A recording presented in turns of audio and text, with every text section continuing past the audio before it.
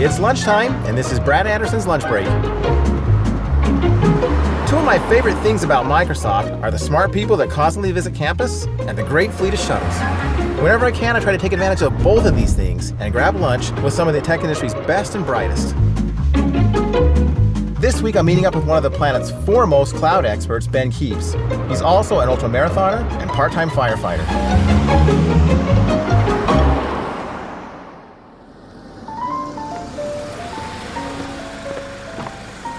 Hey man, so I ordered an Uber Deluxe.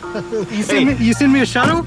You know, this is like the top of the line, shuttle here at Microsoft. So you know what, I come from New Zealand, and not only do we get slow internet speeds, but we get the dodgy car as well.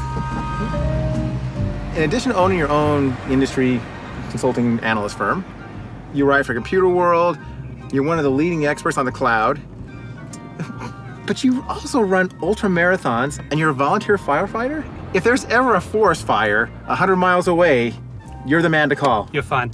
I was actually a paramedic, so if we have... Oh, so you dial it down a little bit, you said. If we have an accident while we're driving, I got you sorted.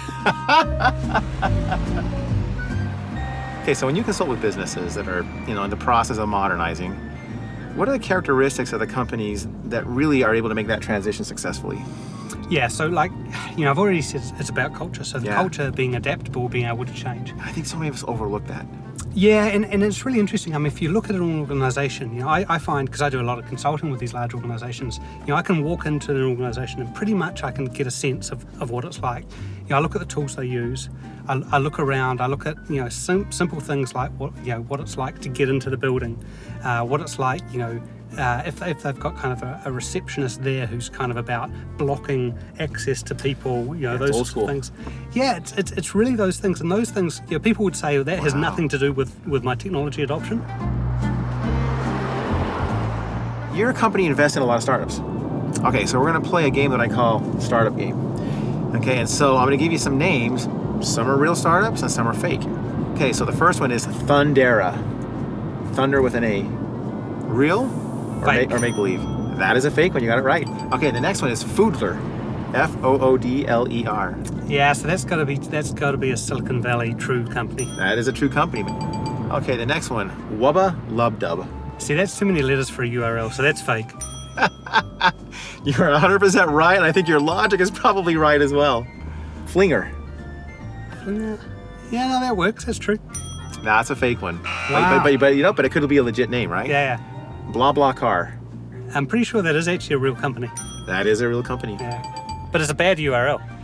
Man, you did by far the best anyone's ever done on that game. There you go. If you were talking to an organization that really has kind of been hesitant to enter into the cloud, start using the cloud, what would be your biggest piece of advice to them? So I think, the first piece of advice is that this is happening, this change is there. Yeah. You don't have any option. It's inevitable. It's kind of this carrot and stick. So the stick is you have no option, you have to change. But the carrot is there's ways that you can dabble with this. There's ways that you can do some of the little things, and just showing people what you can do with things like Power BI when it's in the cloud, for example. Just showing people the value that unlocks in a small way, in a discrete part of their business, will get them to kind of develop the muscle memory, I guess, get them to feel a little bit more comfortable until they can start moving, more en masse into the cloud. One of the interesting things I was thinking about as you were talking, we made the decisions as we were building, what I oversee in enterprise mobility and security, back in 2012 that we were going to do it entirely from the cloud. And I remember in 2014, about 1 out of 2 customers would tell us hey, I'm not comfortable doing this from the cloud. 2015, it was maybe 20%. Now, it's rare that I ever hear an organization say, hey, I'm not totally comfortable with my management and security coming from the cloud. It's totally funny. I mean, just the awareness. I've been doing this for I guess 10 years since cloud has been around. And 4 or 5 years ago, I was at a function. I was introduced to a kind of a elected member of parliament in New Zealand, and someone introduced me as this global cloud expert. And this dude said, without a word of a lie, "Oh, you study the weather, do you?"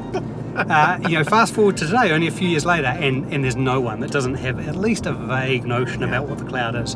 And that translates into organisations who understand it, are starting to use it to some extent. And it's kind of the wedge, right? We're kind of midway up the angle of the wedge, and it's only getting wider. That's the reality. And there's no, there's literally no limit on where this can go.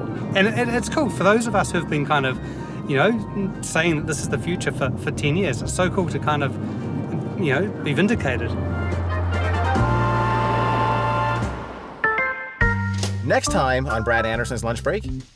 And I think it's really disrespectful for the pundits who say, public cloud, is the only way and private cloud isn't real, because at the end of the day, that doesn't respect the reality for a number of organisations.